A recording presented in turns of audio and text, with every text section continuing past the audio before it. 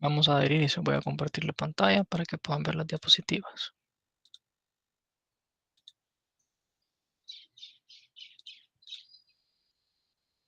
Bien. Como les decía, vamos a abordar ahora lo que implica un tema fundamental en bioquímica, como lo es la señalización celular. Eh, Prácticamente la señalización o la capacidad, mejor dicho, que tienen las células para recibir una señal y actuar en respuesta a estas señales es pues fundamental para la vida, ¿verdad?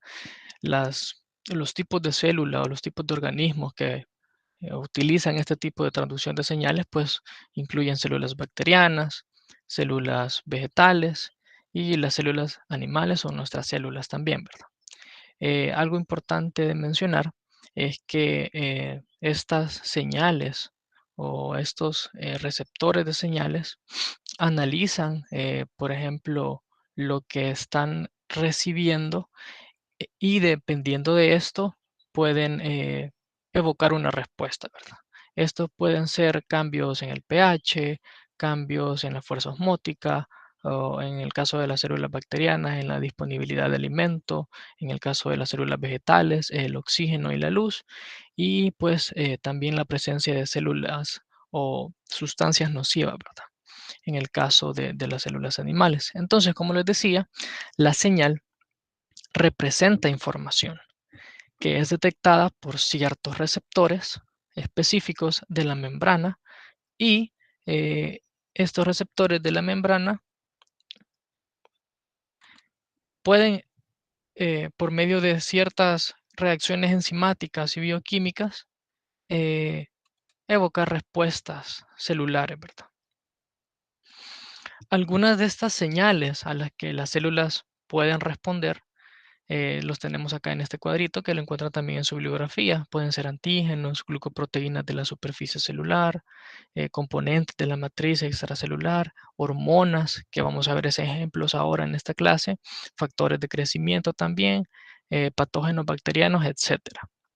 Entonces, en todos estos casos, esta señal representa, pues, esos tipos de señales que tenemos acá representan nada más que una información que es detectada por los receptores que les mencionaba y es por medio de la conversión, un cambio químico o reacciones que estos pueden traducir esa señal en una respuesta.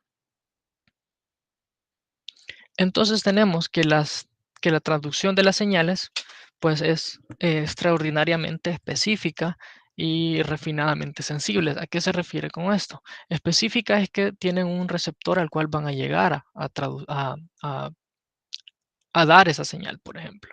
Y refinadamente sensibles es que con cambios, ya sea grandes o pequeños, en la concentración del ligando, pueden evocar respuestas o en su defecto también pueden terminar una respuesta. Entonces, la especificidad prácticamente es una de las propiedades de la traducción de señales que, junto con otras más que vamos a ver más adelante, le dan la particularidad a este mecanismo de bioseñalización. Entonces, esta especificidad se consigue por complementariedad molecular precisa entre la señal y el receptor, lo que les mencionaba acá. Y los mecanismos, por ejemplo, multicelulares, tienen un nivel de especificidad adicional. ¿Por qué especificidad adicional? Porque tienen receptores para una señal en específico y tienen dianas intracelulares, o sea, dentro de la célula hay otras proteínas que con la estimulación o con la activación de este receptor van a activar una vía determinada de reacciones para evocar la respuesta. Entonces, en ambas situaciones, eh, prácticamente podemos encontrar que solo están presentes en ciertos tipos de células, ya los receptores y las dianas intracelulares. Es decir, no vamos a tener el mismo receptor en todas las células, sino que están especificados a dianas particulares, ¿verdad? Algo importante de mencionar acá con respecto a la transducción de las señales es que hay tres factores que explican, digamos, la extraordinaria sensibilidad, lo que les mencionaba que eran refinadamente sensibles. Y esto bueno, el primero es que la elevada afinidad de estos receptores por la molécula señal es una de ellas. La cooperatividad, por ejemplo, que a menudo, aunque no es en todos los casos, pero las interacciones entre el ligando y el receptor y la amplificación de esta señal con las dianas intracelulares, esto va provocando prácticamente unas cascadas enzimáticas y eso le da la refinada sensibilidad, ¿verdad? Aparte de esto, eh, como les mencionaba, la afinidad del ligando por su receptor puede depender o variar según pequeños cambios en la concentración del mismo. Entonces, esto quiere decir que el receptor puede detectar concentraciones picomolares en algunas situaciones de una molécula señal y con esto ya evocar una respuesta. Entonces aquí tenemos algunos de los procesos fisiológicos para que ustedes vean la importancia de la bioseñalización que involucran respuestas evocadas por una señal, ¿verdad? Primero, la respuesta a las hormonas y los factores de crecimiento, en los sentidos de la vista, el olfato y el gusto, también participan mecanismos de bioseñalización, la transmisión de señales nerviosas,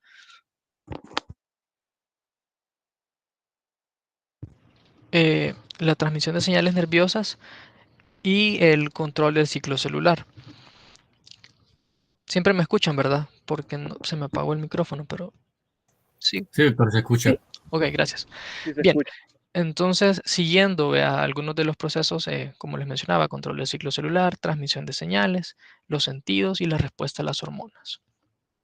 Entonces tenemos que hay ciertos componentes de la vía de esta señalización.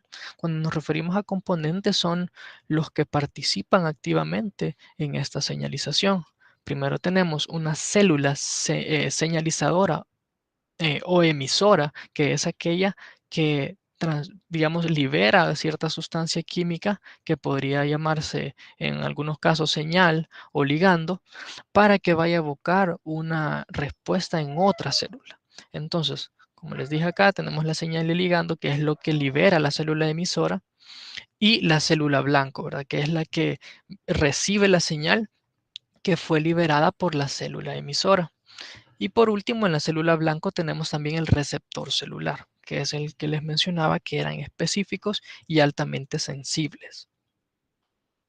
Entonces, para definir un poco, para poder conceptualizar cada uno de estos componentes, tenemos que la célula señalizadora es aquella célula que libera una o varias moléculas químicas para generar una respuesta específica. La señal, pues no es nada más que la información que es detectada por los receptores específicos y por medio de un proceso químico se convierte en una respuesta celular. La célula blanco es la célula que presenta receptores específicos para unión a un ligando, por lo tanto específico también, ¿verdad? Y el receptor beta son proteínas de membrana muchas veces, aunque hay varios tipos, que contienen un sitio de unión específico para un mensajero químico y otro sitio de unión que interviene en la transmisión del mensaje. Entonces, para conceptualizar, teníamos acá atrás que esta señal, por ejemplo, puede llamarse ya sea primer mensajero o segundo mensajero. ¿Y cuándo va a ser primer mensajero y cuándo va a ser segundo mensajero? Pues aquí lo vamos a ver. El primer mensajero prácticamente son sustancias químicas que actúan como señal extracelular.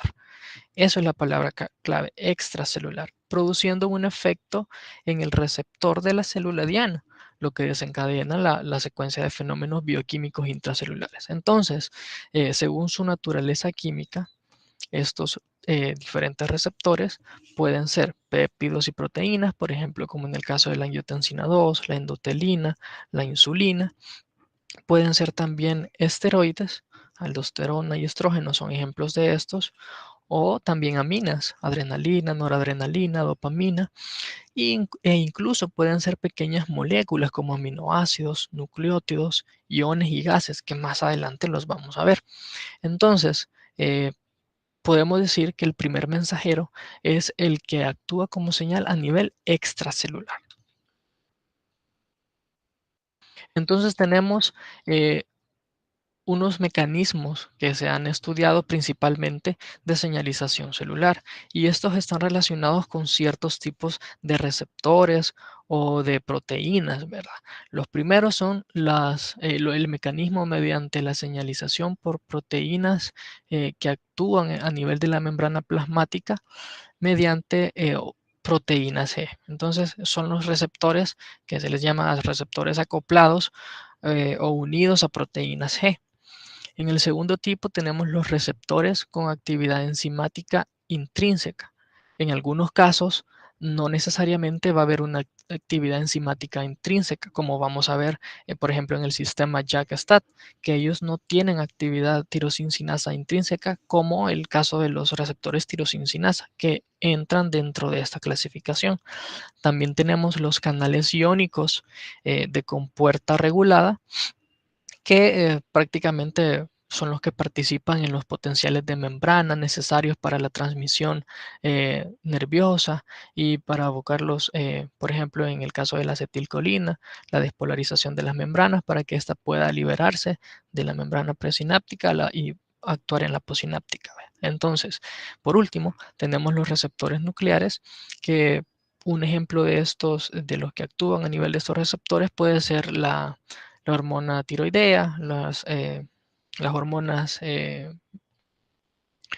sexuales, por ejemplo, el cortisol también, y evocan una respuesta específica en el núcleo, es decir, no por su naturaleza ser de carácter hidrofóbico, pueden atravesar las membranas con facilidad y actuar directamente en el núcleo. Entonces sus receptores están a nivel del núcleo en la célula, no en la membrana, a diferencia de estos tres. Entonces, se recordaban que les mencionaba sobre el primer mensajero, que era aquella señal que actuaba o que se transportaba, digamos, a nivel extracelular. Ahora tenemos el segundo mensajero, que no son más que metabolitos de bajo peso molecular, o pueden ser iones inorgánicos también, que permiten amplificar a nivel intracelular, o sea, por decirlo así, río abajo, podemos decir, la señal recibida. Entonces, ya sea que este segundo mensajero actúe como un inhibidor o un activador de una u otra diana posteriores en esa misma ruta intracelular. Entonces, el primer mensajero es el que se encuentra a nivel extracelular, y si ya es por ejemplo, un metabolito, un ion o cualquier cosa que evoque una amplificación en la señal a nivel intracelular, ya estamos hablando de un segundo mensajero. Entonces, para que una molécula funcione como un segundo mensajero, su concentración debe estar finamente regulada.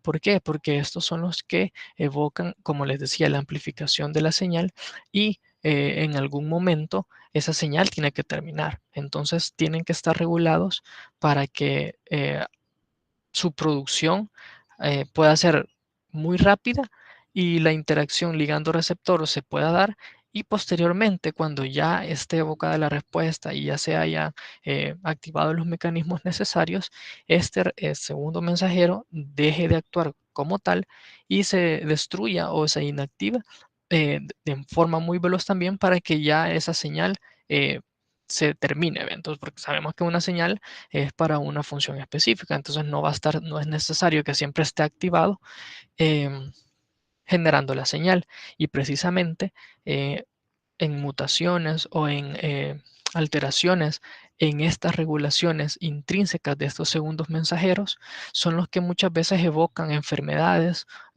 tumorales o cáncer, por ejemplo, en las vías en las que se favorece, digamos, la expresión genética o la diferenciación celular o la división celular.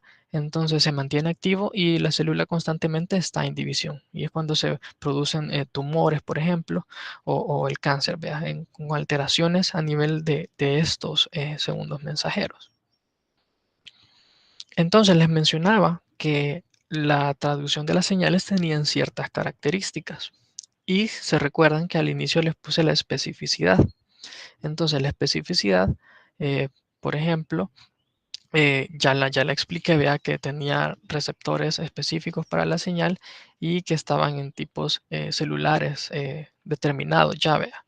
Otra de las características es la amplificación, digamos lo que les mencionaba ahorita. La amplificación tiene, por ejemplo, lugar cuando una enzima está asociada con su receptor, ¿verdad? Y esta señal activa el receptor y a su vez, por medio de catálisis y señalizaciones a nivel intracelular, esta señal se amplifica, ¿vea? Y, por ejemplo, hay una enzima que esta enzima activa la otra enzima y la otra enzima activa otras dos y las otras dos y así se van amplificando más posteriormente, vea, hasta provocar una cascada enzimática, lo que les mencionaba. También son modulables, por así decirlo. Necesitan una desensibilización y una adaptación, lo que les mencionaba de la eliminación o producción del segundo mensajero. También otra característica puede ser la integración y por último la respuesta localizada. Entonces aquí podemos ver ejemplificado la especificidad. Aquí vemos el sustrato. En este caso ejemplifica el sustrato 2 que no podría unirse acá porque si se fijan la conformación no es igual. Entonces son altamente específicos un sustrato para su receptor y esto revoca una respuesta. La amplificación de la señal, lo que les mencionaba, la enzima 1 activa la enzima 2 y todas las enzimas 2 activan a una enzimas 3 y así sucesivamente y se va amplificando como tal la señal. La modularidad, aquí se menciona que no es nada más en el caso que muchas proteínas señalizadoras tienen múltiples dominios, entonces estos pueden reconocer rasgos específicos de otras proteínas o del mismo citoesqueleto de la membrana. Entonces, esto permite que la célula eh, se ponga en contacto con otras moléculas que también son señalizadoras y de esta forma crea una amplia variedad de complejos multienzimáticos. Por ejemplo, si se fijan acá, la señal tiene varios, digamos, dominios, por así decirlo, y prácticamente es un tema en común con las interacciones de la unión de proteínas señalizadoras, con esta capacidad de modular la respuesta. Si se fijan, es un tipo de señal que activa este, es un tipo de receptor que activa otro tipo de receptor de complejos multienzimáticos. Lo de la desensibilización, pues es lo que ya eh, les mencionaba, ¿verdad? Que esta sensibilidad de los sistemas puede estar sujeta a modificación. Por ejemplo, cuando una señal está presente por un tiempo ya determinado, el sistema receptor podemos decir que se desensibiliza porque ya no responde a la señal como tal. ¿Por qué? Porque se han producido ciertos mecanismos intrínsecos para terminar esa señal. Por otro lado, tenemos la integración, que prácticamente es que dos señales distintas que van a actuar a receptores distintos evoquen una misma respuesta en la célula.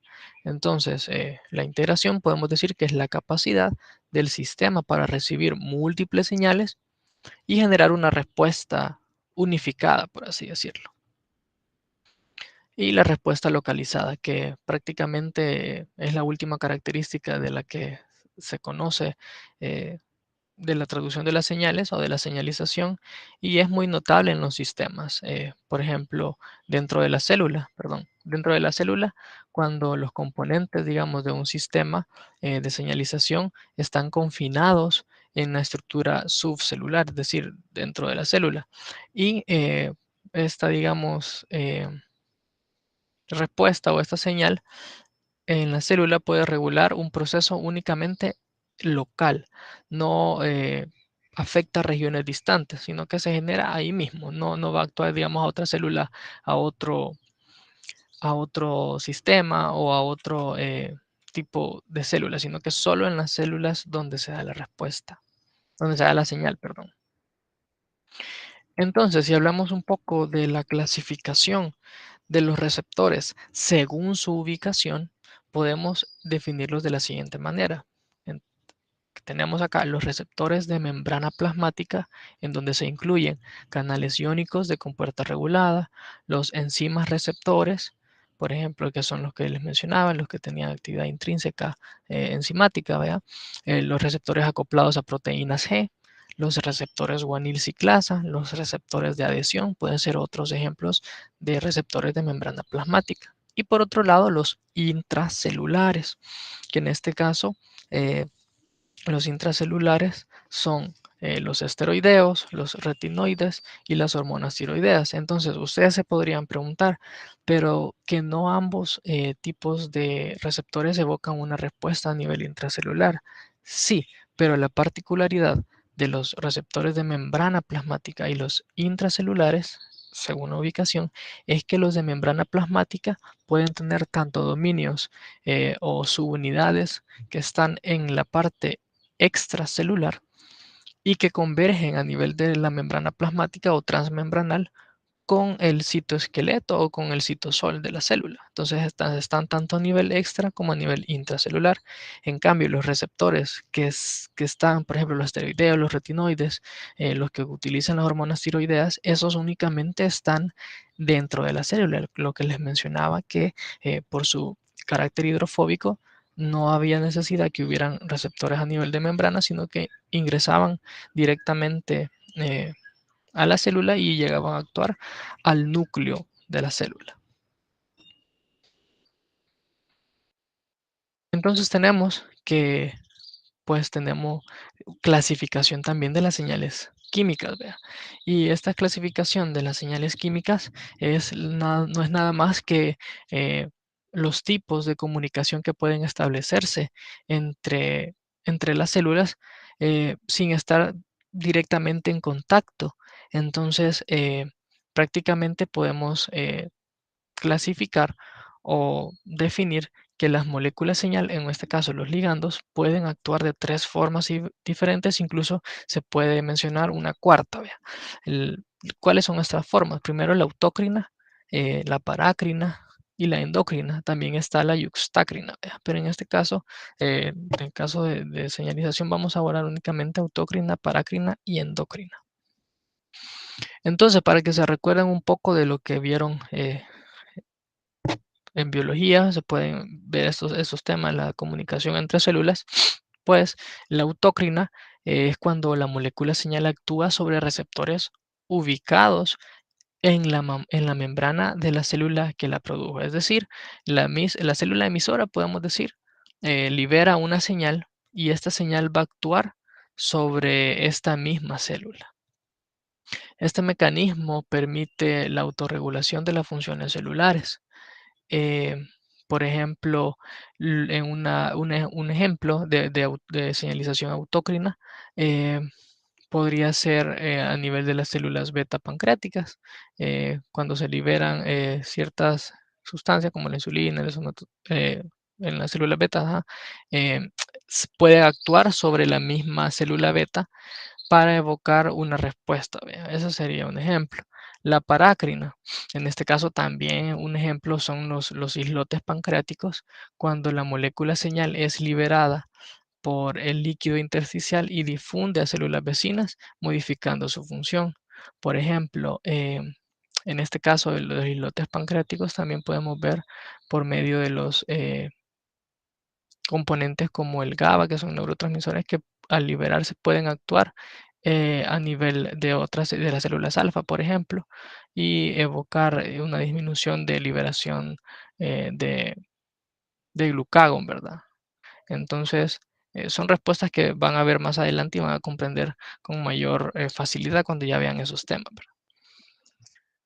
La endocrina, ¿verdad? Que la endocrina no es más que eh, la señal viajando lejanamente de donde se emitió, digamos, para crear un efecto. Entonces dice acá, la molécula señal en este caso puede ser denominada o se denomina, mejor dicho, hormona, llega al torrente sanguíneo para así alcanzar células alejadas del sitio de producción.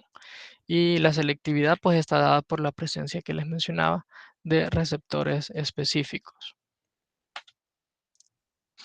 Entonces aquí tenemos como un esquema globalizado de todos los tipos de receptores, los acoplados a proteína G, los receptores con receptores tirosincinasa, los receptores guanil ciclasa, los canales iónicos de compuerta regulada y los de adhesión celular tipo integrinas y los nucleares, vea, que son, recuerden aquí que todo esto es la membrana, todos esos están a nivel de la membrana y los nucleares son los que están a nivel del núcleo como tal, vea. Entonces ese es un esquema pequeño para que ustedes puedan comparar eh, cómo se encuentran. Entonces vamos a empezar a abordar cada uno de estos receptores, vea. Primero vamos a iniciar con los receptores acoplados a proteínas G. Entonces, ¿qué es lo principal de estos receptores o qué es lo que los caracteriza?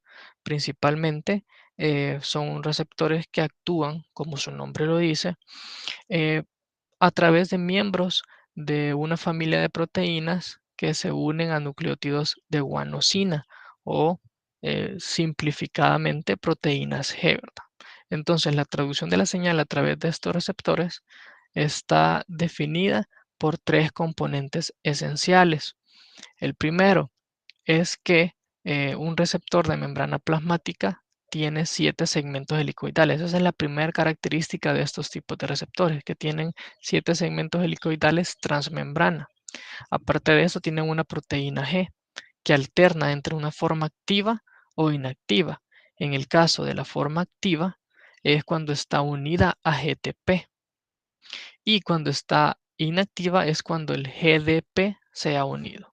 Entonces, aparte de eso, tiene una enzima efector también o un canal iónico, podemos decir, en la membrana plasmática, que esta es regulado por la proteína G activada. Por último, una señal extracelular, sabemos que en el caso de una hormona o un factor de crecimiento también puede actuar como una señal, un neurotransmisor de igual manera, va a ser el primer mensajero que activa este tipo de receptor. Em, Aquí podemos ver esquematizado, ¿verdad? En la forma activa, esto es, por ejemplo, cuando se va activando el receptor acoplado a la proteína G, aquí se viene a unir el ligando, digamos, o el primer mensajero. Dice acá, cuando una molécula señalizadora se une al receptor acoplado a proteína G, la subunidad alfa, que es esta, se intercambia GDP que está unido en su forma inactiva por el GTP que hay a nivel del citosol. Entonces lo intercambia, o es decir, se transforma, por así decirlo, se fosforila y produce el GTP, lo que la activa. Una vez activada, cuando está unida a GTP, se disocia de las subunidades beta y gamma y esta subunidad de la proteína G va a unirse o va a activar eh, otros tipos de proteínas para que se dé la respuesta. Entonces, una vez se hidroliza ese GTP, es decir, se le quita ese otro grupo fosforilo que se le dio, eh, la proteína pasa nuevamente a una forma eh, desactivada y viaja a través de la membrana, regresa nuevamente al receptor a unirse a las subunidades beta y formar el complejo. Entonces, esquematizado, prácticamente así es como sucede, pero ustedes lo pueden encontrar en mayor detenimiento y leerlo para que lo comprendan mejor. Entonces, un ejemplo de receptor acoplado a proteína G y de un ligando que actúa a nivel de estos receptores es la adrenalina. La adrenalina, como saben, es una hormona que se libera a nivel de las glándulas suprarrenales y está encargada de regular el metabolismo que genera energía en el músculo, en el hígado y en el tejido adiposo. Si tienen alguna duda o consulta, pueden hacerla al final de la clase, porque ahorita como no puedo ver si alguien levanta la mano o si me mencionan algo en el chat, ¿vea? Porque como estoy viendo la presentación, así que lo hacen al final de la clase, por favor. Bien, siguiendo con lo de la adrenalina, es un mecanismo, como les digo, generador de energía, la vía de señalización, y pues prácticamente también hay análogos sintéticos de la adrenalina que poseen, por así decirlo, una menor constante de disociación, es decir, que pueden ser más afines aún que la adrenalina a estos tipos de receptores. Ejemplos de estos son eh, el isoprotenerol, que en este caso es un agonista, o sea, es un compuesto que actúa eh, similar a la adrenalina, o un antagonista, ¿vea? Que son el propranolol, que es un antihipertensivo, generalmente es para lo que se utiliza, y él actúa como un antagonista, es decir, eh, contrario a la acción de la adrenalina. Entonces, la acción de la adrenalina eh, comienza cuando la hormona, en este caso epinefrina, es lo mismo que adrenalina. Entonces, cuando la hormona se une al receptor proteico de la membrana plasmática que es sensible a esa hormona. Entonces, es importante que ustedes sepan que los receptores adrenérgicos, en este caso, los correspondientes a las aminas, son de 4 tipos. ¿Cuáles son estos 4 tipos? Los alfa 1, alfa 2, beta 1 y beta 2. Ahorita nos vamos a enfocar en el beta, en el receptor beta adrenérgico, ¿vea? Pero también tienen que saber que hay alfa, ¿vea? Lo van a ver el otro año cuando estén en fármaco, incluso en fisiología también lo pueden ver y van a ver las diferencias también de cada uno. Entonces, principalmente eh, están definidos por diferencias en su afinidad a la hormona o al ligando, en este caso a la adrenalina, y por la respuesta también, vea, como les mencionaba, a los agonistas o antagonistas. Entonces, para que les quede claro la idea de un agonista o de un antagonista, el agonista son análogos estructurales, como podemos ver acá. Si se fijan bien, el agonista es muy similar a la epinefrina. Esta es la epinefrina y este es el agonista. Es muy, muy similar en su estructura química. Entonces reproducen los efectos de su ligando natural, en este caso la epinefrina. Y el propranolol, que son los análogos que se unen al receptor sin provocar el efecto normal de la adrenalina, bloquean, por así decirlo, los efectos del agonista o del ligando natural. Bien, entonces hablando ya a nivel del receptor beta adrenérgico, principalmente los que se encuentran en hígado, músculo y tejido adiposo, prácticamente con relación a la adrenalina, estos están involucrados en el incremento, por ejemplo, en la degradación del glucógeno y de las grasas. Los receptores adrenérgicos tipo 1 y beta tipo 1 y beta tipo 2 o beta 1 y beta 2 actúan prácticamente a través del mismo mecanismo. Entonces, por eso es que les mencionaba que vamos a hacer referencia a los beta adrenérgicos como tal, porque los dos, tanto beta 1 como beta 2, tienden a actuar de manera eh, igual. Aquí podemos ver esquematizado prácticamente que igual que todos los receptores acoplados a proteína G, este receptor beta adrenérgico es una proteína eh, integral, digamos, de membrana con 7 regiones hidrofóbicas.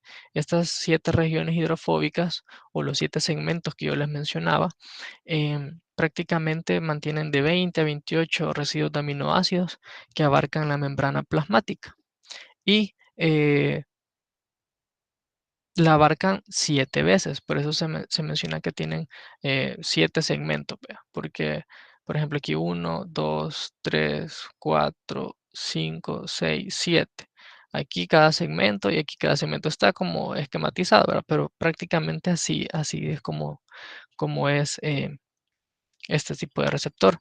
Entonces, em, la unión de adrenalina en estos receptores eh, genera la siguiente respuesta. Primero, promueve un cambio conformacional en el receptor o en el dominio intracelular, el cambio que les mencionaba de la subunidad alfa de la proteína G. Entonces, promueve este cambio conformacional a nivel intracelular y afecta la interacción de la proteína G alfa con las otras proteínas G beta y G gamma. Entonces, ¿qué es lo que sucede? La proteína G, en este caso, la que tenemos acá, pues podemos decir que es una proteína heterotrimética con tres subunidades, alfa, beta y gamma, vea, las que ya les mencioné. Entonces, por eso generalmente es que se conocen este tipo de proteínas como proteínas triméricas, porque las proteínas G generalmente siempre están compuestas por tres subunidades. Entonces, en este caso, la subunidad alfa es la que une, como ustedes pueden ver acá, el GDP o en su defecto el GTP, ¿verdad? Y transmite la señal desde este receptor que ya está activado por la unión de adrenalina eh, a los siguientes efectores de la vía, ¿vea? Entonces, en este caso, al igual que las proteínas G, eh,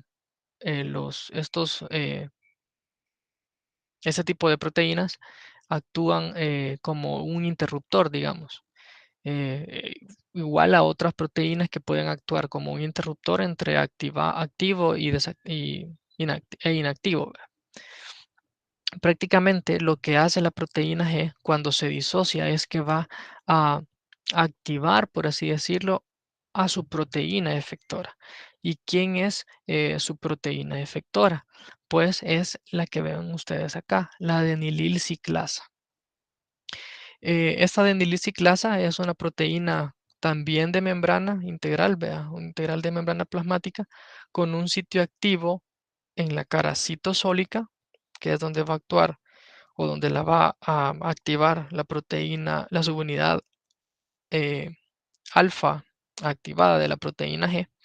Entonces, cuando se asocia con esta subunidad de la proteína G, la adenilciclasa, activa su mecanismo de acción y éste empieza a generar o a sintetizar AMP cíclico, este que ven acá.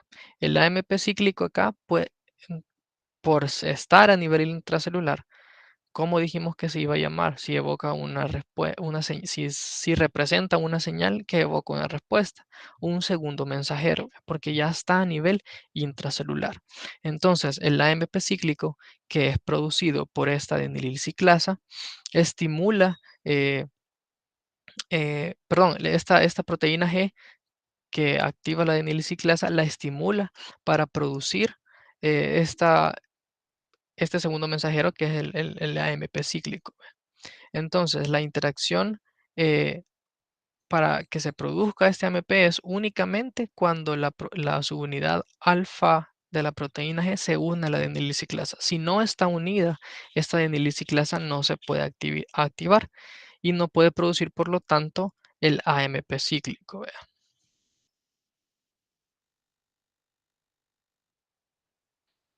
Aquí podemos ver también que el AMP cíclico digamos, sintetiza a partir del ATP.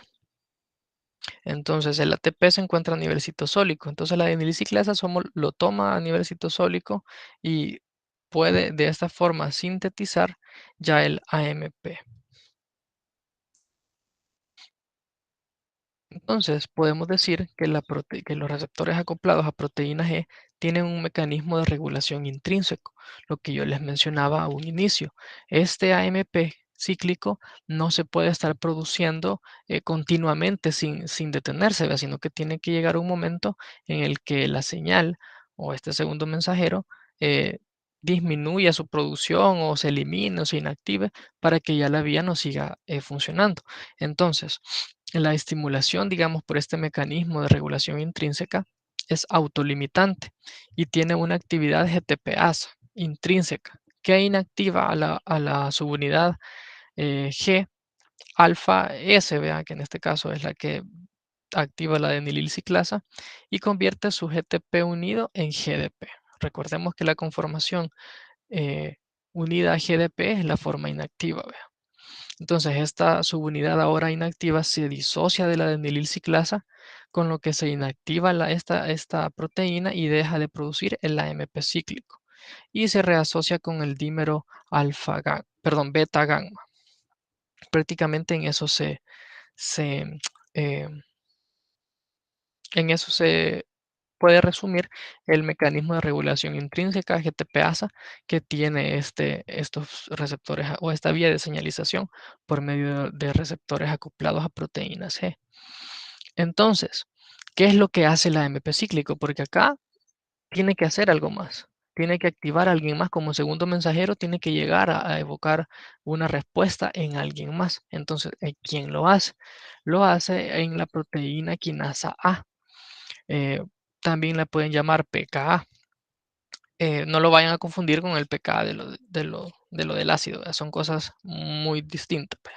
Entonces, esta proteína quinasa dependiente de AMP cíclico, prácticamente eh, es la otra forma o la vía continua, digamos, en la que la adrenalina ejerce sus efectos posteriores a la activación del receptor, de la adenilciclasa, producción de AMP. Luego, este AMP activa la proteína quinasa A, que ésta cataliza la fosforilación específica de residuos serina o treonina de proteínas diana específicas. Entonces, una de estas proteínas diana es la glucógeno fosforilasa quinasa B. Esta enzima prácticamente es activa cuando está en su forma fosforilada y así puede iniciar el proceso de movilización de glucógeno, que es uno de los, de lo que, una de los efectos que provoca la adrenalina, ¿verdad? La movilización o la degradación del glucógeno a partir de las reservas que se encuentran almacenadas en el músculo y en el hígado. ¿Vea? Entonces aquí podemos ver que la proteína quinasa A, generalmente cuando se une al AMP cíclico, esta también se genera en este, digamos, un cambio conformacional que libera los sitios de unión al AMP y, por ejemplo, aquí pueden ver el AMP cíclico ya unido. Pero inicialmente estos sitios de unión o estos sitios de específicos para su ligando en su conformación inactiva están bloqueados, por así decirlo, o están tapados, como decimos en buen salvadoreño, para que no se pueda eh, activar. Entonces, resumiendo, la forma inactiva de esta proteína quinasa A dependiente de AMP contiene las dos subunidades que ustedes pueden ver acá, las unidades catalíticas, estas, las azules, y las subunidades reguladoras o regulatorias. Aquí en inglés vea regulatory, pero en español son las reguladoras. Entonces, es un complejo tetramérico R2C2. Aquí en esta conformación es catalíticamente inactivo, vea, porque como les mencionaba, este eh, dominio actúa como un autoinhibidor para cada subunidad R. El dominio C actúa como un inhibidor porque ocupa el espacio de unión a la subunidad C, ¿vea? Entonces eh, está tapándolo, bloqueándolo. ¿Vea? Entonces el AMP cíclico actúa como un activador alostérico, por así decirlo, porque cuando hay, por ejemplo, concentraciones elevadas y se une este AMP a las subunidades reguladoras, el dominio, como ustedes pueden ver acá, se mueve el dominio de la subunidad C y queda expuesto el dominio catalítico de la subunidad R. Entonces ya se disocian y ya prácticamente es una proteína catalíticamente activa, ¿ve? Porque ya está libre. Este sitio, digamos, la estructura de la hendidura de unión, por ejemplo acá, es la que tapa el, el sitio de unión al sustrato. ¿Ve?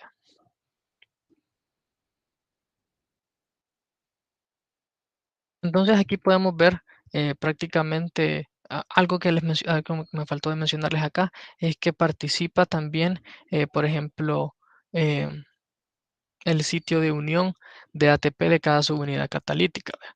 Porque cuando está en forma, por ejemplo, eh, unida perfectamente al ATP, la transferencia de este grupo fosforilo terminal, por así decirlo, eh, genera en las cadenas de serina y treonina ese cambio para que la conformación de la proteína quinasa inactiva pase a activarse. ¿Ve?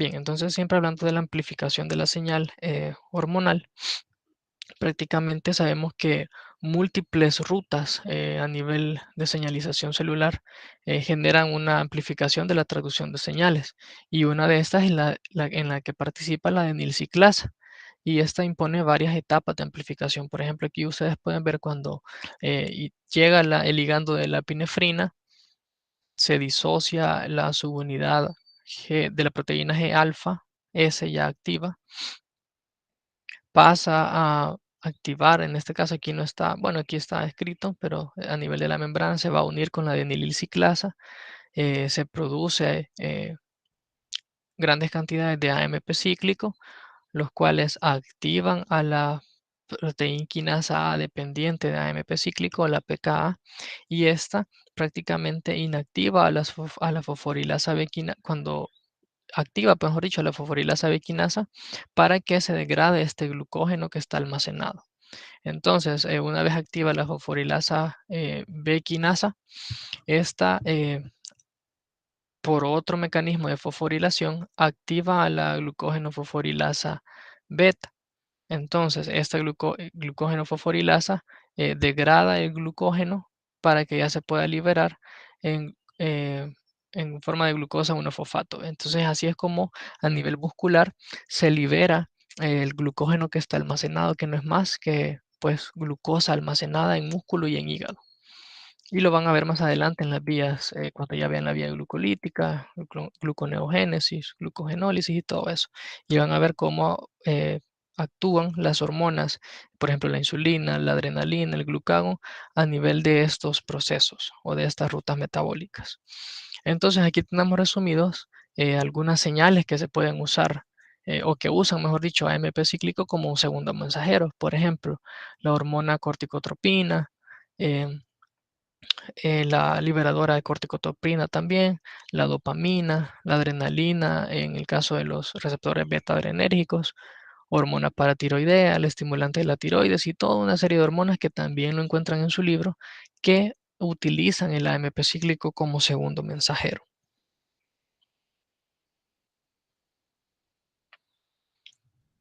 Entonces, acá tenemos la desensibilización por así decirlo, del receptor beta adrenérgico. Y esto, la desensibilización no es más que cuando la respuesta termina, por ejemplo, en el caso de la adrenalina, es cuando la hormona, a pesar de su concentración en sangre, desciende por debajo de su constante de disociación en relación al receptor. Entonces, el receptor adopta la conformación inactiva en la que ya no puede activar a la subunidad G del alfa, perdón, de la proteína G. Entonces, prácticamente, a pesar de que esté presente, digamos, la, la adrenalina a a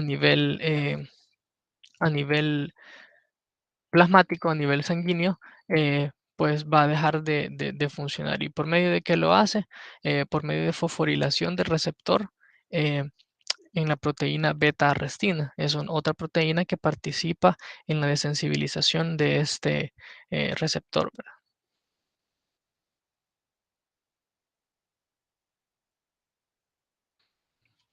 Y aquí podemos ver diferentes segundos mensajeros y su papel en la transducción de las señales. Por ejemplo, ya explicamos el segundo mensajero en el caso del AMP. También tenemos el segundo mensajero GMP cíclico que lo vamos a ver más adelante en la vía de los receptores guanilil ciclasa.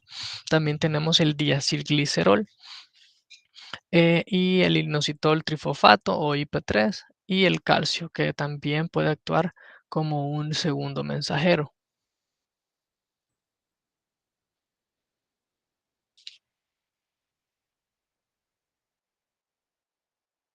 Por ejemplo, eh, les mencionaba del AMP cíclico, ¿en dónde puede actuar? Bueno, puede actuar ya como lo vimos en la vía de la adrenalina, también puede actuar a nivel de hormonas peptídicas como la adenocorticotrópica o la corticotropina, que lo mirábamos acá en el cuadrito, y también puede actuar en receptores específicos unidos a la corteza suprarrenal, activando siempre a la proteína adenililciclasa y aumentando la concentración del mismo, vea, a nivel intracelular. Posteriormente, como ya les expliqué, la proteína quinasa A es fosforilada y activa varios enzimas, un montón de enzimas más a nivel intracelular o río abajo para generar esa cascada enzimática y que se pueda dar la síntesis de cortisol y de otras hormonas tiroideas. Entonces, aquí tenemos algunos ejemplos de aumento de la concentración de AMP cíclico por la adenilciclasa, lo que les mencionaba, el glucagón, la adenocorticotropina, la somatostatina también puede ser un ejemplo de esto, y la prostaglandina E2, vea, que actúa también a nivel de la adenilciclasa. Entonces, vamos a empezar a hablar de otra proteína que participa, una segunda, digamos, proteína que participa a nivel de la señalización por medio de receptores acoplados a proteína G, que se llama fosfolipasa C. Y esta proteína también es una proteína G, eh, al igual que la proteína G que es trimérica, ¿verdad? Que tiene las subunidades alfa, beta y gamma. Entonces, eh, están acoplados estas proteínas G, las alfa, beta y gamma, a una fosfolipasa C. Prácticamente esta es como, por así decirlo, una análoga o una proteína parecida a la de nililciclasa, que está anclada siempre en la membrana plasmática. Permítame un segundo.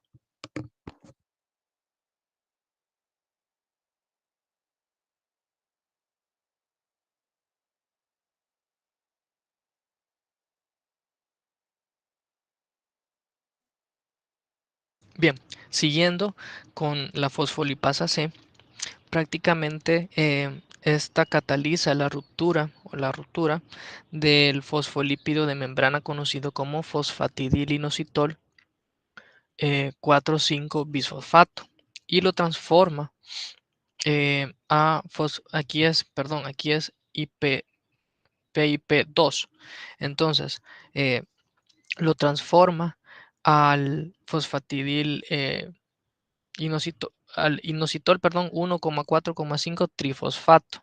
Entonces, la fosfolipasa participa en la producción de dos potentes segundos mensajeros, sustancias químicas que actúan igual al AMP cíclico. ¿Cuáles son estos dos segundos mensajeros que produce la fosfolipasa C?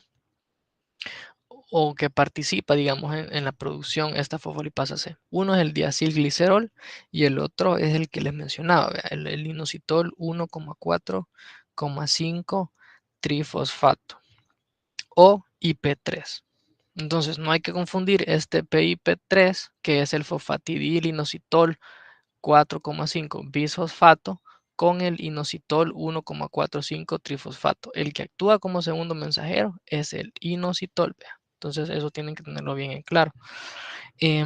Porque este compuesto deriva de la ruptura del otro compuesto, ¿verdad? Entonces, el IP3 o inositol 1,45 trifosfato difunde hacia la membrana plasmática del retículo endoplásmico o el retículo endoplasmático, es lo mismo, ¿ve? Para unirse específicamente a canales de calcio. Recuerden que intracelularmente hay un retículo donde se almacena el calcio y ahí se puede liberar calcio intracelularmente, no necesariamente que entre extracelular, sino que de la misma célula se liberan estos iones calcio por este mecanismo. Y estos canales prácticamente están regulados por este segundo mensajero. Entonces, prácticamente eh, lo que hace el inositol, que es un producto hidrosoluble, por lo tanto puede difundir en el citosol de la célula y a través de la membrana plasmática, eh, difunde al retículo sarcoplásmico y genera la apertura de los canales de calcio. Aquí lo podemos ver más esquematizado, ¿vea? Esta vía de señalización. Prácticamente acá es que la acción de la bomba cerca, prácticamente es esta bomba de acá, va cerca, es la del retículo sarcoplásmico, ¿ve? Entonces asegura que la concentración de calcio en el retículo sea de órdenes o de magnitud un poco superior a la citosólica, de manera que cuando se abren los canales regulados por esta compuerta cerca, el calcio fluye rápidamente hacia el citosol. O sea, esto de acá que pueden ver ustedes es el retículo endoplasmático o el retículo endoplásmico.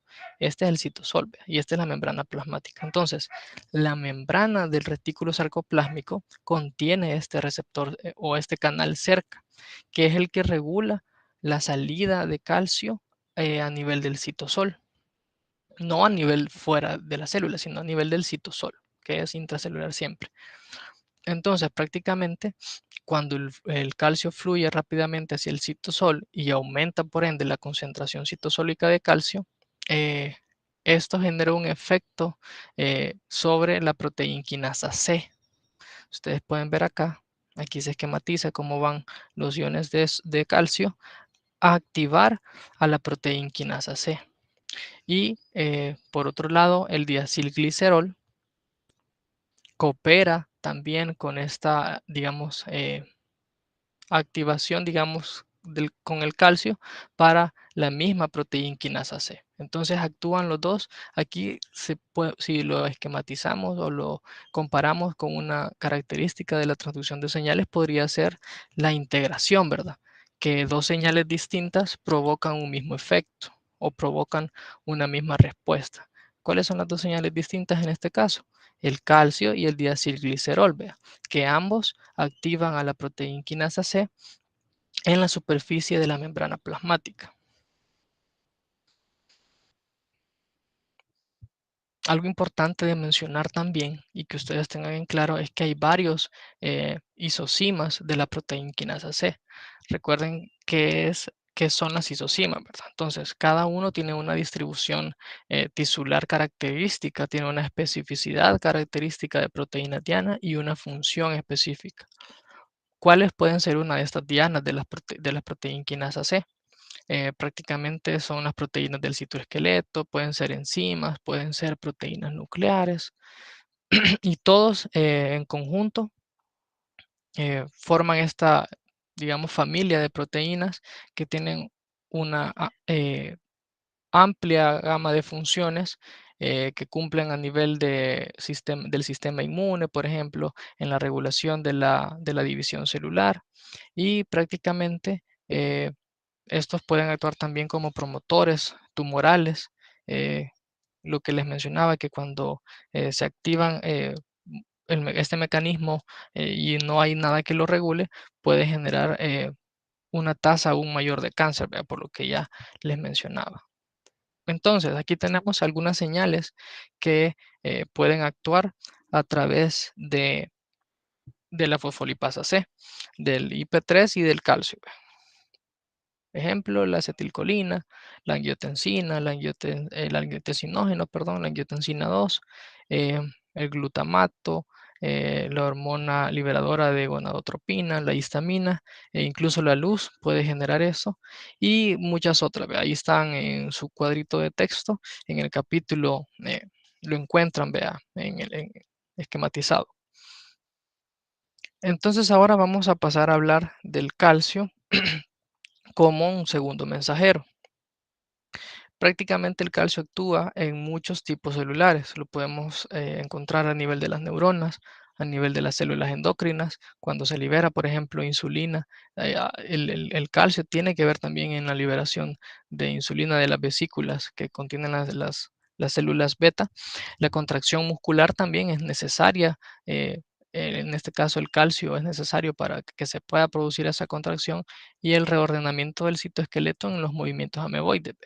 Entonces, los cambios en la concentración del calcio intracelular son detectados por proteínas de unión de calcio. Por ejemplo, una de estas proteínas es la calmodulina. Y esta calmodulina es un miembro de una familia de proteínas que unen calcio dentro de las que está la troponina. Entonces, es parecida a la calmodulina con la eh, troponina, ¿verdad?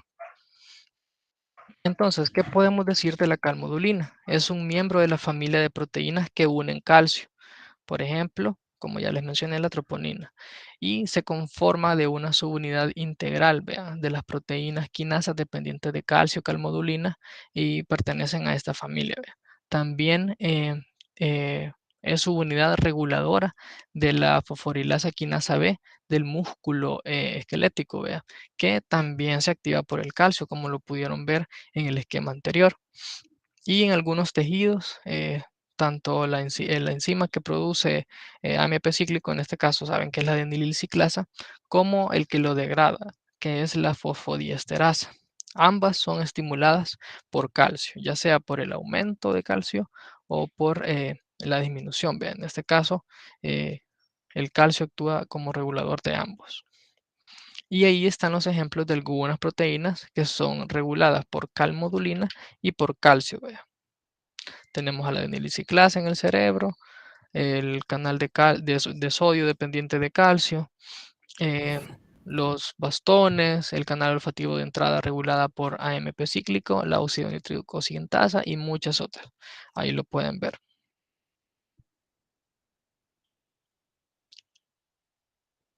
Bien, ahora pasamos un poco a hablar sobre otro tipo de receptores, los receptores eh, guanilil ciclasa, ¿ve? Que son parecidos, eh, digamos, en ciertos puntos al receptor que acabamos de ver, pero tienen características distintas. ¿Ve?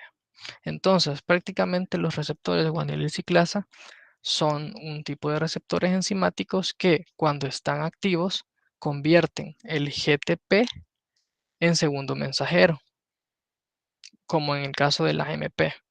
Si se fijan allá es al revés, porque allá el trifosfato o el ATP es el que se degrada para formar el AMP.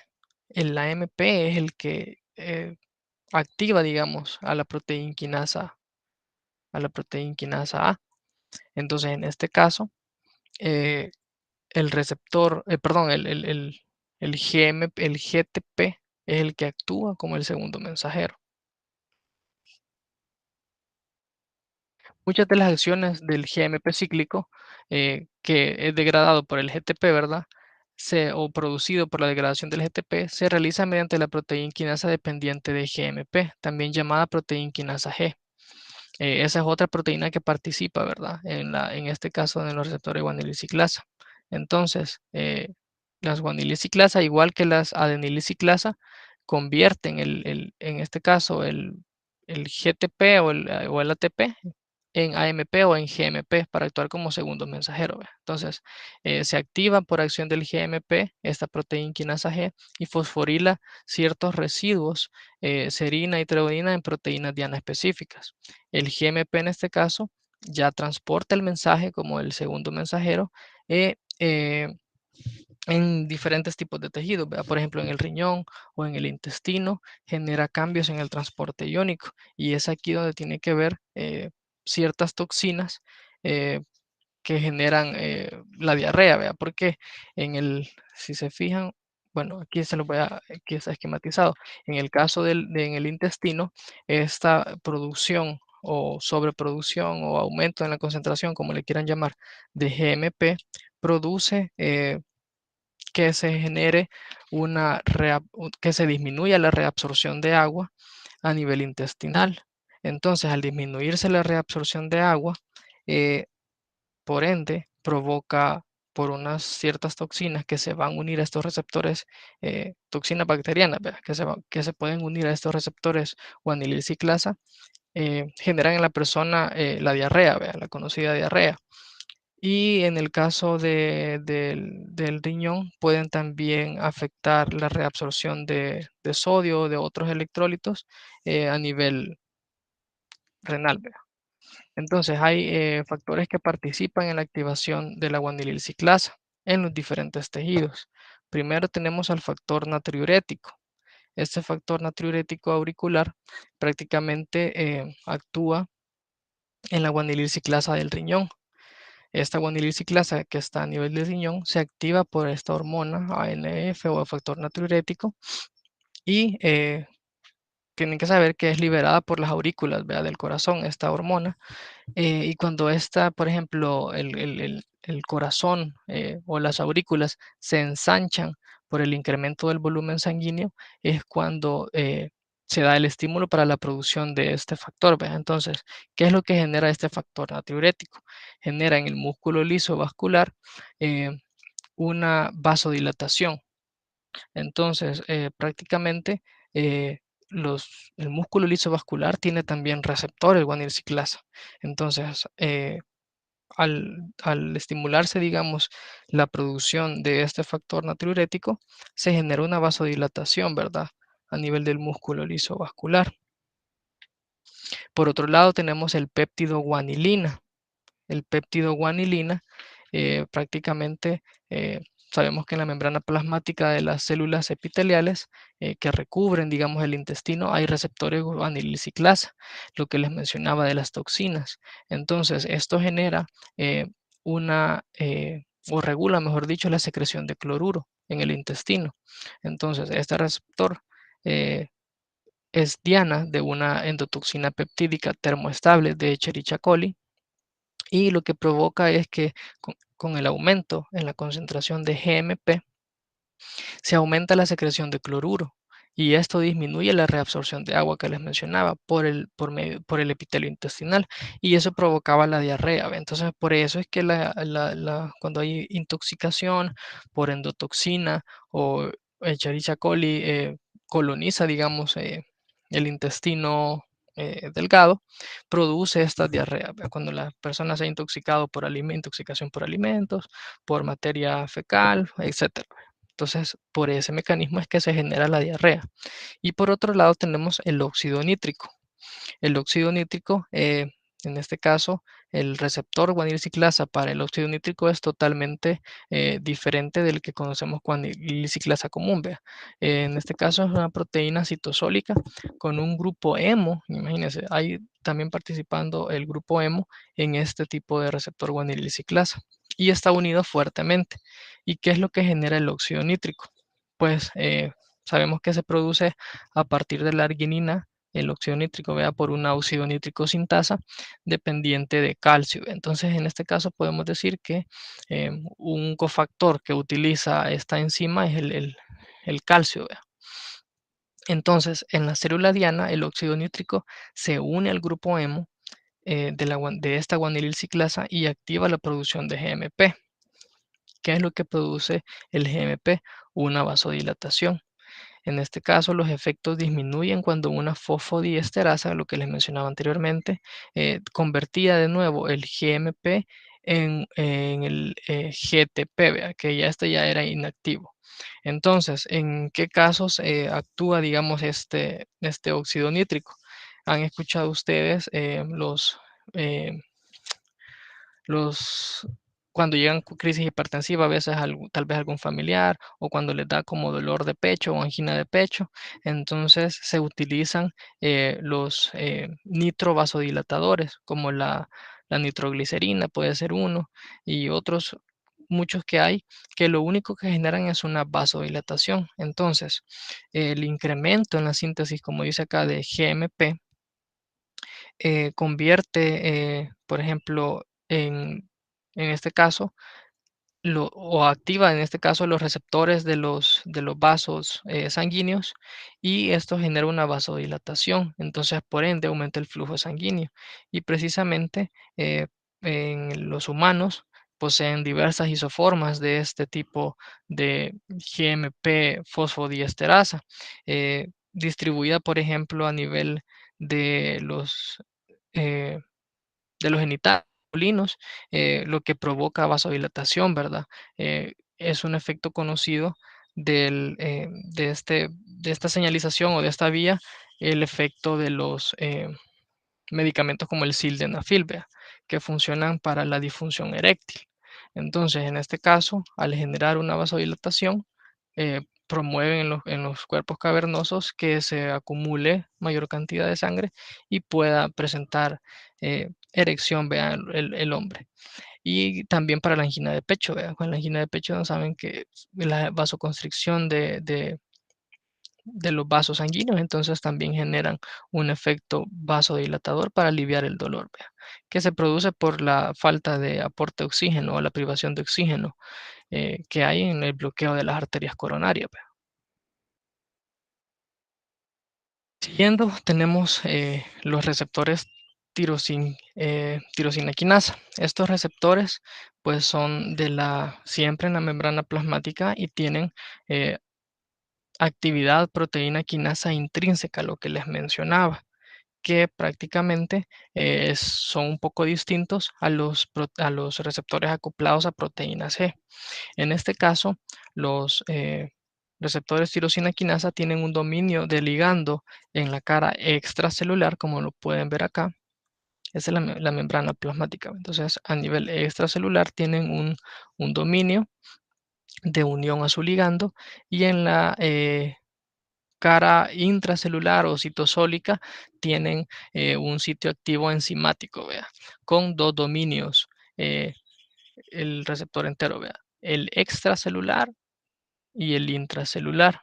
Entonces, aquí pueden ver que de la subunidad, por así decirlo, eh, enzimática, está este segmento o este dominio intracelular y este acá sigue, mira, acá sigue y llega a nivel extracelular. Entonces, por eso se menciona acá que tienen dos dominios, el dominio extra e intracelular, que están conectados por un único segmento transmembrana.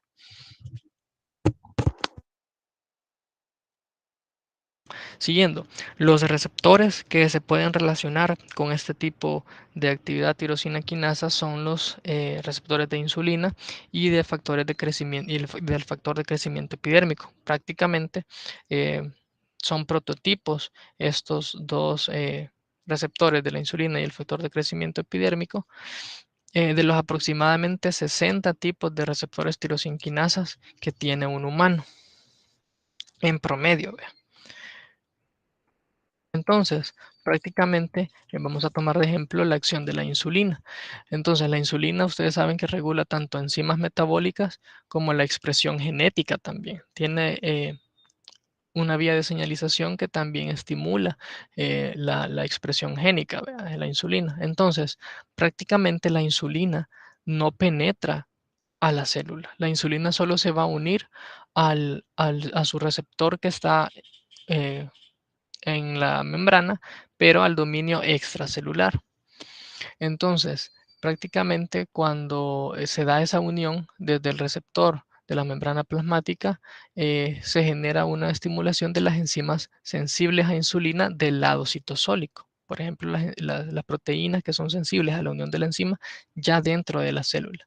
Y posteriormente también al núcleo celular, como lo pueden ver acá, para la producción o la transcripción de genes específicos.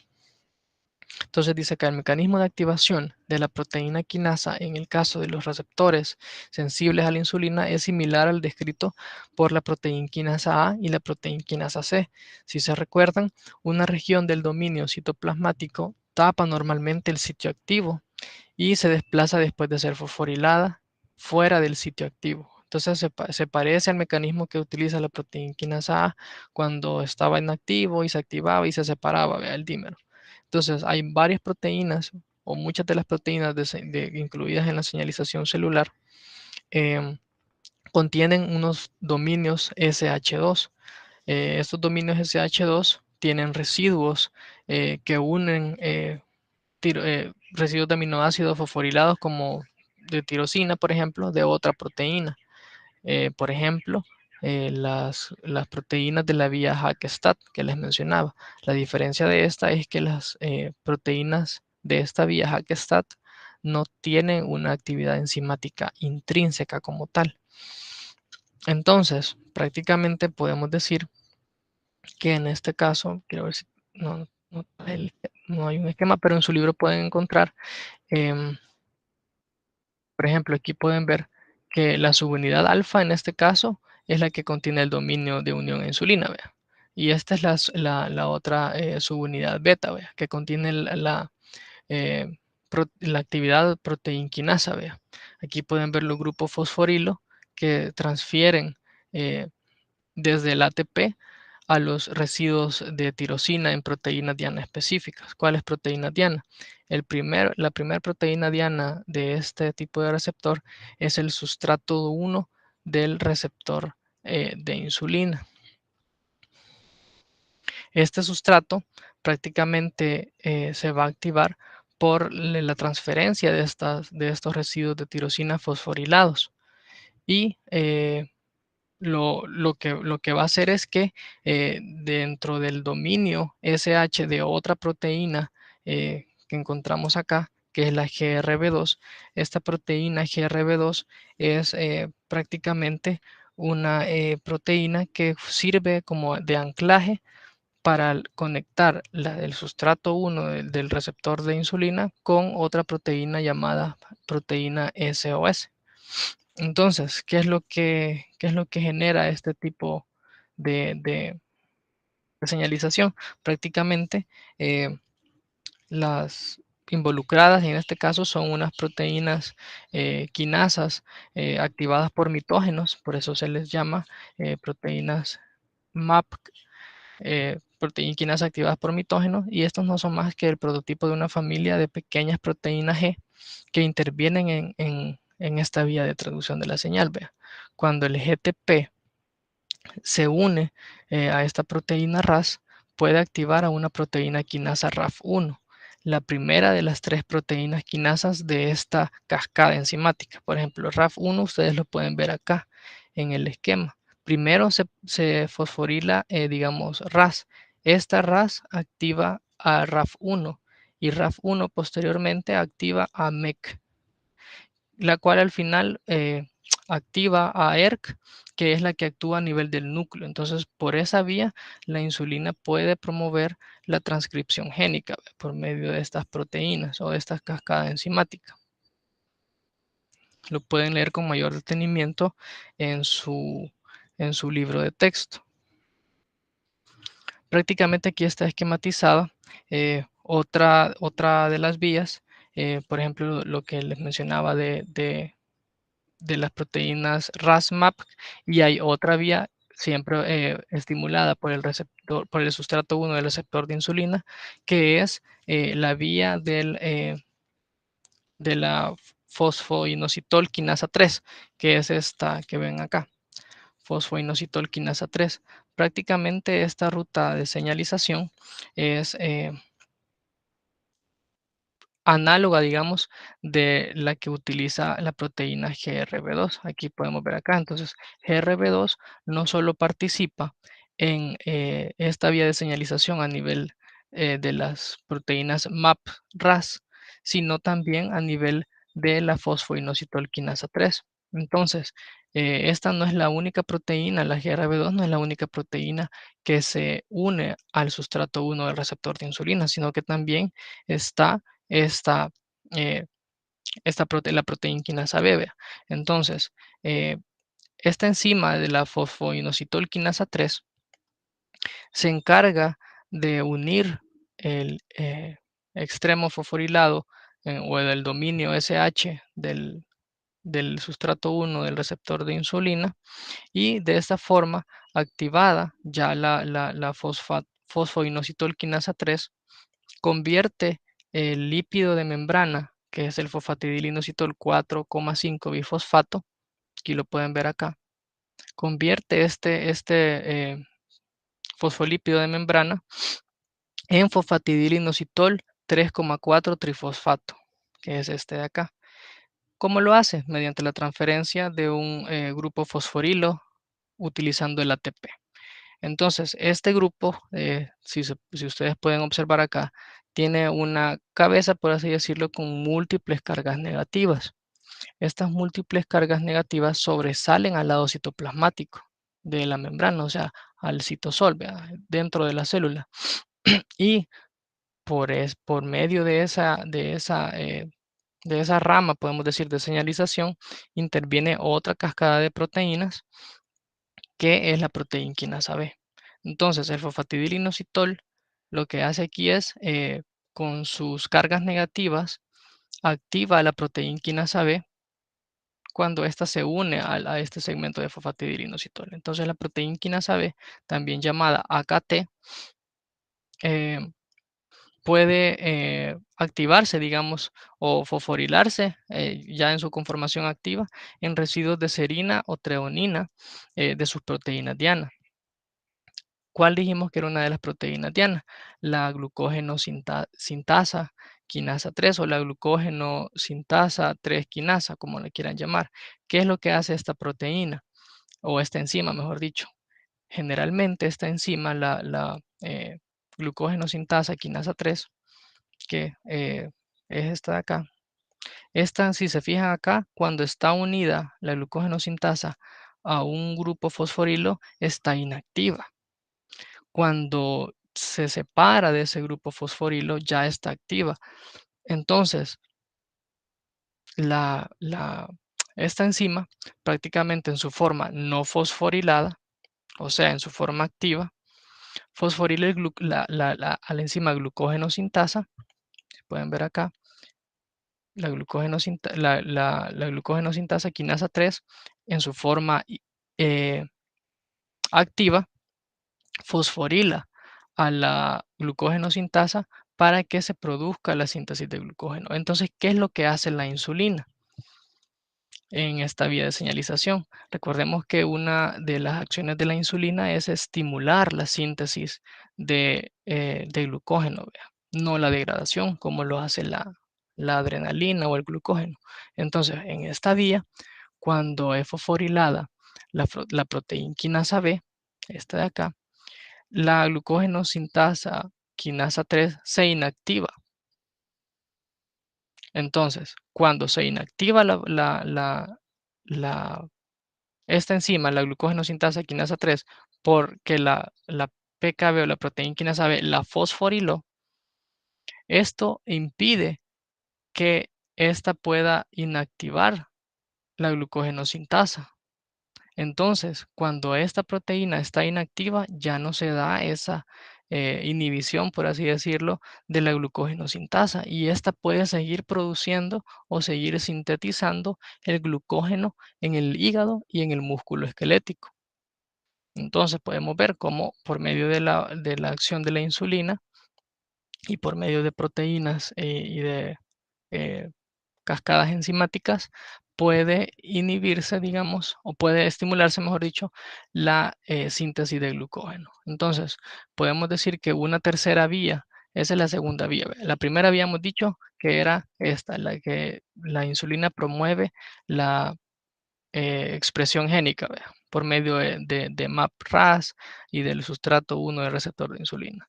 La otra es por medio siempre del sustrato 1 del receptor de insulina a través del acoplamiento con la fosfatidilinositol quinasa 3. Y una tercera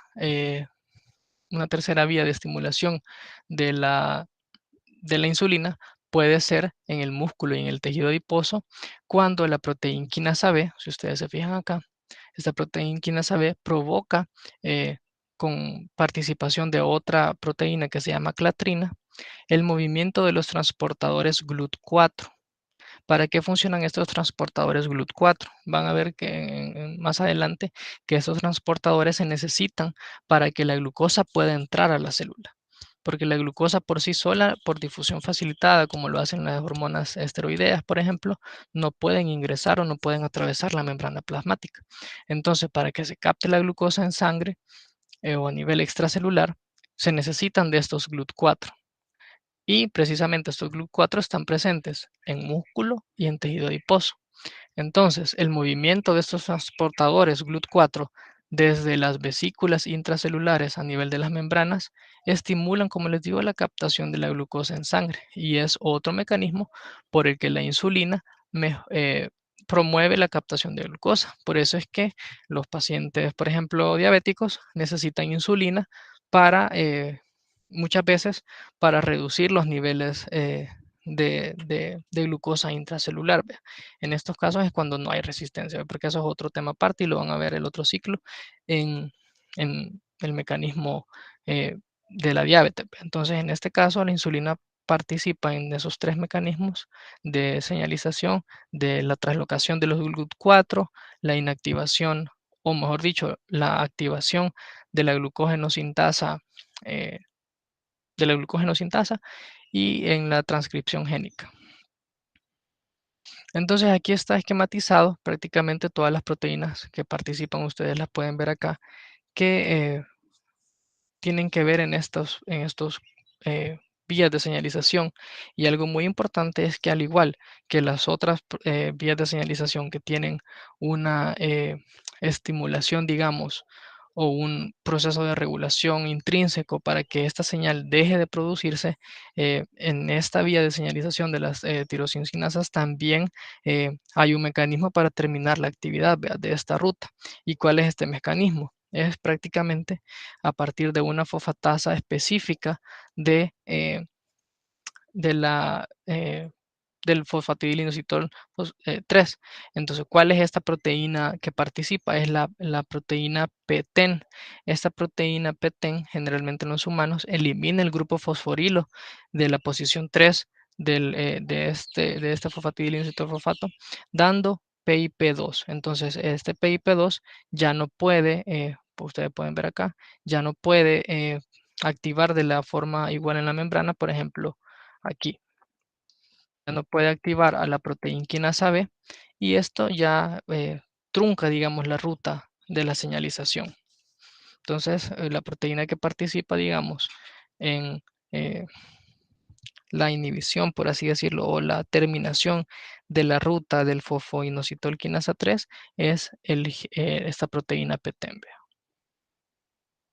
Y como les mencionaba anteriormente, ya para ir finalizando, tenemos la otra vía de señalización que más o menos se definió alrededor del año de 1995 como una nueva vía de señales intracelulares en ese entonces, vea, que utilizaba como mecanismo de transmisión de señal también la fosforilación secuencial en residuos de tirosina, al igual que el que acabamos de ver, pero prácticamente se dividía en dos grupos de proteínas, las proteínas Janus y las proteínas STAT.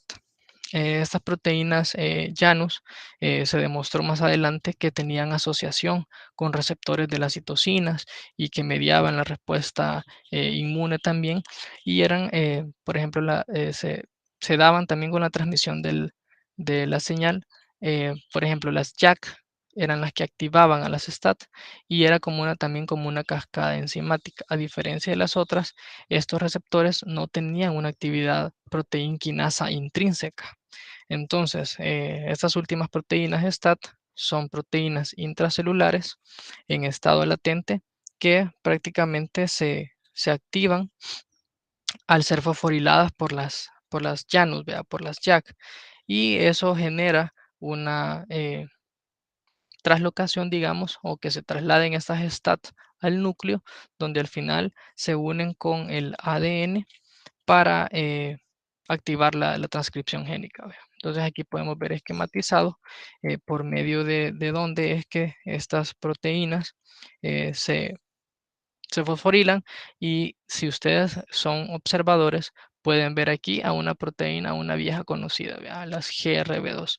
Entonces prácticamente esos son receptores, como les dije, que no tienen actividad intrínseca, pero cuando están ocupadas por su ligando, que puede ser la eritropoyetina o las citocinas proinflamatorias, pueden ser también la hormona leptina. En esos casos, cuando están unidos por su ligando, estos se unen, aquí pueden ver, a una tirosin quinasa citosólica, ¿vea?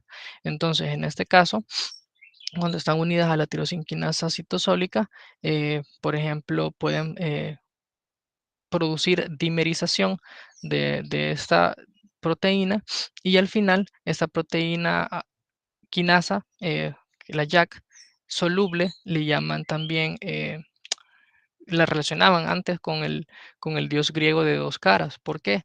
Porque principalmente estas, si se fijan acá, tienen un sitio de unión al receptor y un sitio de unión a las proteínas STAT. Entonces, por medio del receptor, cuando está activado, ellas pueden activar a las proteínas STAT. Eso se caracteriza esta vía por ser una vía sumamente rápida, aunque aún no se conocen muy bien sus funciones de señalización, como en el caso de los receptores de proteína de tirosincinasa, ¿verdad? Pero claramente tienen el potencial de revertir las acciones que estimulan los RTK, ¿vea? Que son los receptores tirosincinasa. Ustedes pueden ver acá cómo también la proteína GRB2 llega por el medio del sitio de unión o el dominio SH2 a participar en esta vía. Y ahí lo pueden encontrar en su libro de texto. Hay una porción que habla como bien detallado de cómo se da este mecanismo. Por cuestiones de tiempo, pues no puedo explicarlo así de una forma tan extensa como el libro, pero ustedes tienen la obligación de ir a leerlo para comprenderlo. Tenemos también que hay una comunicación cruzada entre estos sistemas de señalización, todos los que hemos hablado. No crean que porque los hablamos separados, estos actúan de manera independiente, ¿vea? Sino que estos pueden integrarse entre ellos y pueden actuar de una manera cruzada, ¿vea? En estos sistemas de señalización. Por ejemplo, estos circuitos reguladores que gobiernan el metabolismo. Pues por medio de sus cascadas enzimáticas y de todas sus reacciones bioquímicas y de proteínas activadas por fosforilación, pueden converger en algún momento con eh, con otras vías de señalización. Por ejemplo, la insulina, saben que se opone a los efectos metabólicos de la adrenalina y lo hace por este efecto que les digo. Otro lado, atenúa también directamente la insulina, la señalización del sistema beta adrenérgico que es estimulado por la adrenalina, ¿verdad? Entonces, ¿cómo lo hace? Principalmente a nivel del receptor, de este receptor de insulina, se fosforilan directamente dos residuos de tirosina en la cola citoplasmática y dos residuos de serina, perdón, en la misma región. Entonces, al final, estos cuatro eh, residuos de tirosina que pueden ver acá son los que llegan como a inactivar o a desensibilizar el receptor beta adrenérgico para que tenga menos sensibilidad, como lo dije, a la adrenalina. Entonces, de esta forma, este receptor beta adrenérgico queda inactivado y disminuye su afinidad, por decirlo, la afinidad de la célula por la adrenalina cuando la insulina está actuando. Eh, Caso contrario es cuando el receptor adrenérgico también puede disminuir la acción de la insulina, ¿ve? Entonces podemos ver que estos sistemas se comunican entre ellos y son convergentes también, ¿ve? En algún punto. Por último, estamos viendo los canales iónicos de compuerta regulada, que saben que tienen gran importancia para la señalización de neuronas y otras células, y los canales de sodio y potasio, pues de compuerta regulada por voltaje, porque están los de compuerta regulada por voltaje y los los activados por las compuertas reguladas, ¿vea? Entonces están los de voltaje y están los de compuerta. Entonces en este caso los canales de sodio y de potasio de compuerta regulada por voltaje en las membranas neuronales, como les mencioné al principio, transportaban el potencial de acción a lo largo del axón en forma de onda de despolarización, ¿vea? Que es cuando entra el sodio y se sigue de una repolarización que es provocado por la salida de potasio. Entonces, la llegada de un potencial de acción al extremo distal de una célula presináptica desencadena la liberación del neurotransmisor. Un ejemplo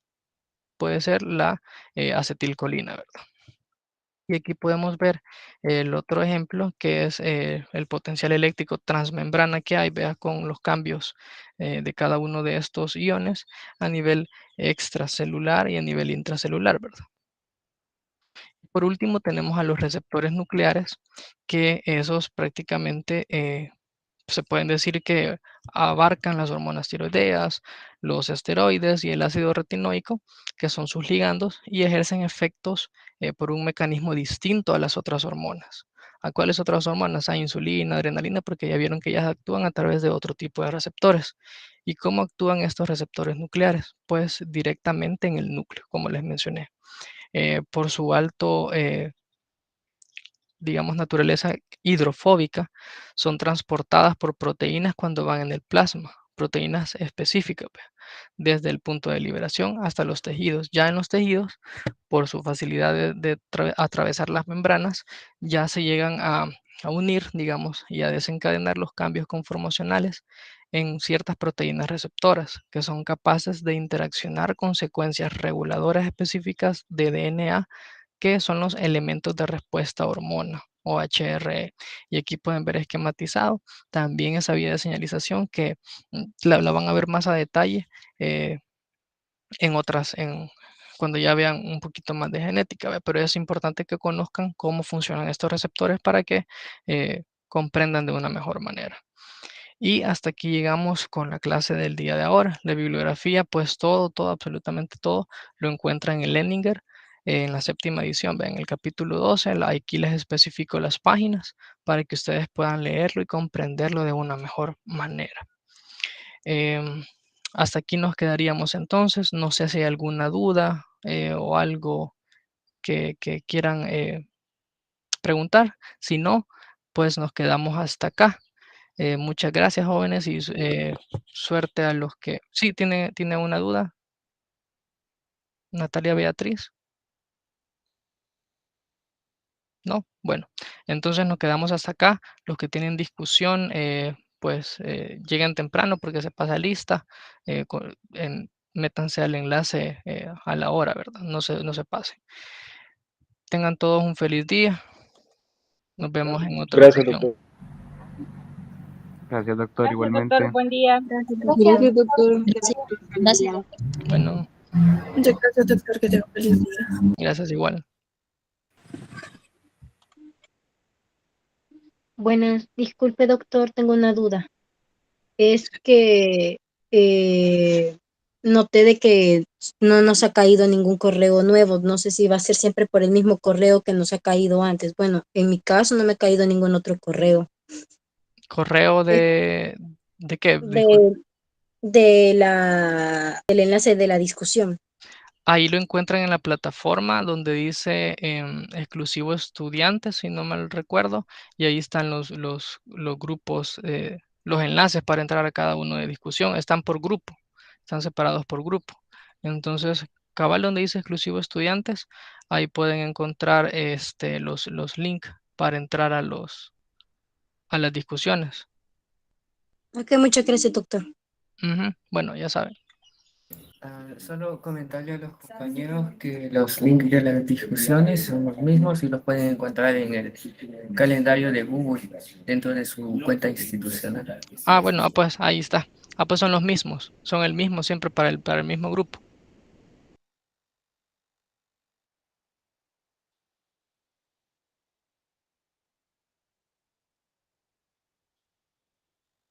Doctor, no se olvide detener la grabación. Sí, ahorita. Gracias.